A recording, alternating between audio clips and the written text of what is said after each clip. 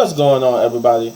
Welcome to Friday Night Smackdown Review. Another one for you guys. The 1st of September, to be ironic. But, hey, let's get on with it. So, we start off with John Cena. He comes back. It already been advertised, I think, like yesterday, day before, that he was going to be making 7 straight appearances on Smackdown.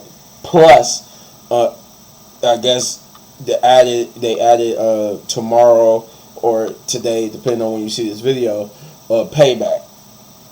So they kicked off with John Cena, and he basically comes out and thanks everybody for giving him 20 years of that type of, interest, cheers and stuff like that allows him to run down there and do what he do.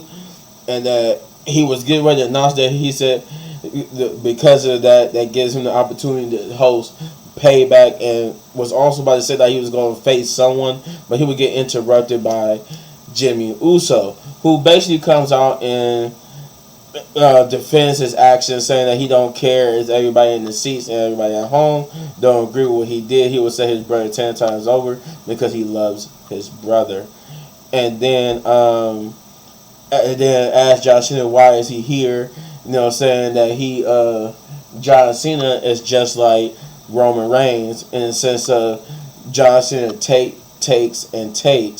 but he said the difference between Roman Reigns and John Cena is that John Cena does it with a smile. John Cena then tells Jimmy that that he's been wanting to tell Jimmy something for the last 3 years, that he only had one thing on his mind, and that the wrong Uso quit. He said, "Not take that." It's not like that. Look, not take that. This will cause Jimmy to walk off, but then turn back around and try to super kick John Cena, but John Cena would catch it and turn it into AA, attitude adjustment, as the PG area calls it, or I'll call it the FU. I still call it the FU because that was the better name for it than the attitude adjustment. That's so PG. We get to the first match of the night, which is Rey Mysterio and Santos Escobar versus Austin Theory and Grayson Waller. There was a little backstage segment where Kayla asked Austin Theory and Grayson how they feel about John Cena in return, but they basically dismissed it and said that they was going to dominate and destroy Santos and Rey Mysterio tonight, and then he was going to go on to Austin was going to go on to win his United States Championship back at Payback. They had a good match. It was a decent tag team opening match. Pretty good, pretty solid match.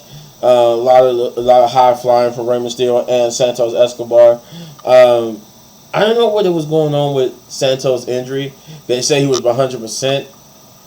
And then, in the middle of the match, the reason why I mention this is because in the middle of the match, they had Austin on one side, on the outside of the ring on one side, and Grayson Waller on the outside of the ring on the other. And him and Santos, saying that they both was going to do some diving moves on top of them. But then Austin Theory would try to chop block Rey Mysterio, but Santos would push Rey Mysterio out the way and get hit with instead of a chop block, it was like that, I forgot what they called it, but it was basically like he tackled Santos' knee and re-injured his knee. And now they said he re-injured or he aggravated injury. It was like they didn't know what to do with it. But just because Rey Mysterio would attack Austin Theory, driving them both out the ring, but Grayson Waller would take advantage and hit his rolling stunner finisher and get the victory for the two.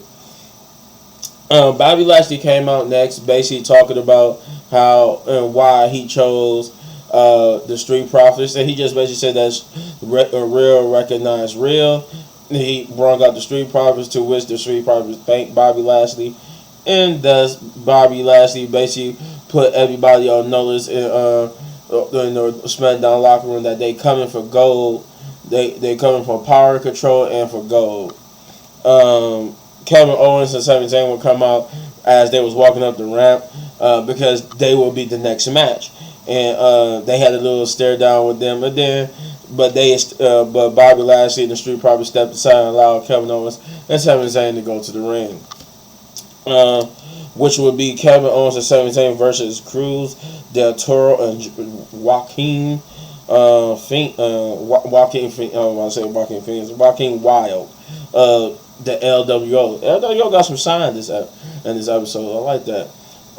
They had a decent tag team match, pretty good.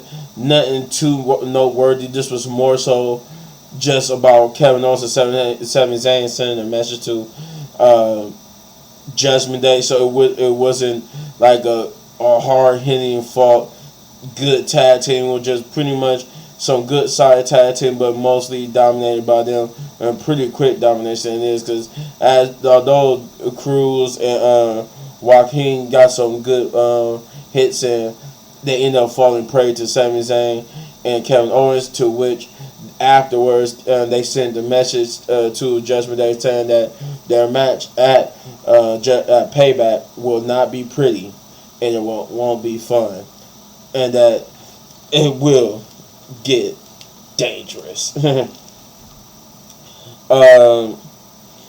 Austin Theory, AJ Styles will have a backstage promo, because I think after Jimmy, basically pretty much after that opening segment with John Cena, Jimmy's been going through the back locker room disrespecting everybody, no matter who they was, and he ended up disrespecting Mia Yim, who was having a conversation with Adam Pearce, which Adam Pearce, I guess, called him into the office to tell him, to stop being so much of a dick. And he pretty much said okay. But this will go on to Mia Yim telling Luke Gallows and Carl Anderson about it, but AJ, and they told her not to get involved with the bloodline stuff, that they just want to go out and have happy hour and some pints and beers. But AJ Styles overheard it and said he would take care of it. Thus led to this promo here, where he basically went to go find Jimmy backstage and confront him, telling him that he need to watch what he's doing, because he was disrespecting me and Yim. To which Jimmy would push AJ and tell him say what you gonna do about it. He pushed Jimmy to the ground, saying that's what he was gonna do about it. He was looked like he was getting ready to challenge Jimmy to a match, but Solo out of nowhere attacks AJ, knocks him down, and then Solo goes over to Jimmy and tell him, "You're out of the bloodline when we said you're out of the bloodline." And but Jimmy would get back up and tells Solo, "Not you, not Paul or Roman can tell him what to do anymore," and he walks away. This would lead to AJ Styles basically later on challenging Solo Sikoa for a match, which will get made as the main event. The Miz and LA Knight cut a promo next, basically the Miz. Well, no, yeah, I was about to say I thought the Miz came out first, said some things dead LA Knight, but LA Knight came out right after the Miz, and they both just got into each other's face and just basically was telling each other that they why the other is better than the other. LA Knight saying that the Miz could last a day in his shoes, given everything he had to go through to build himself up to being a WWE superstar and to getting himself to where he's at today. But the Miz tells LA that he's failed when he succeeded, and that he will fail at Payback. A brawl they would get into a brawl afterwards, which was pretty much was one of probably the best thing in the whole night was this promo, because it's the only thing that really had weight so far. Bailey would go up against Santi Blackheart next, which was a quick, fun little bout. This little rivalry with theirs lost substance a while ago, so pretty much wasn't. It was meh, but it is what it is. Santi would get the victory over Bailey with some help from Charlotte Flair, to which I'm like, they really don't have nothing for Charlotte to do if she's not in the title picture. They don't really have nothing for her to do, just nothing. She was just back there in Kenya and decide, hey, Dakota Kai and Io Sky decided to get involved, so I'm gonna get involved and help Santi get the victory. Yeah, good stuff.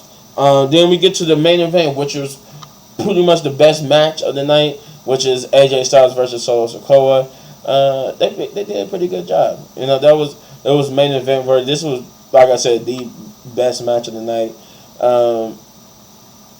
A lot of good back and forth, a lot of good moves, and a lot of good hard hitting moves. Like we seen Samoan drops, but this Samoan drop felt harder because like it felt like he hit AJ with the Samoan drop harder than usual. But they both was a hard fought hitting match. But Jimmy would rear his ugly head, causing a distraction and helping.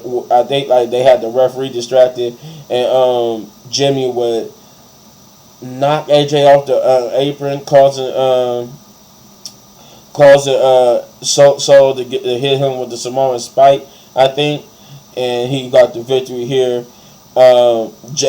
Jimmy tried to celebrate with Solo, but Solo would look like, who the heck is touching me? Then he realized it was Jimmy, and he tried to hit Jimmy with the Samoan spike, but Paul Heyman stopped him. And then thus they left Jimmy in the ring by himself, to which Jimmy could finish the job by hitting AJ with a super kick and a splash, and showing the one in the air to signify that he might want back in to the bloodline after all. This was an okay episode. Nothing really noteworthy happened. I mean, well, to me, it was only one very good match, while everything else was okay. And we have a very good promo with LA Knight and The Miz. I'm going to give this go home episode of Smackdown a 6 out of 10 big ups, because it really didn't do anything to hype me for Payback other than John Cena being the host, which we already knew because it was basically revealed like a day or two beforehand. Yeah, pretty much nothing of value really happened. This was a missable episode of Smackdown, I would say you didn't really need to watch it. You could have just watched Raw and Payback, and you wouldn't miss much. So, you let me know in the comments down below what you thought, and if you enjoyed my review, you know what to do. You hit this button right there for all of my WWE reviews. And if you enjoyed the video so much you want to support the channel, you know what to do, guys. Hit those buttons. And as always, hit you on these videos for more of my amazing content. Peace.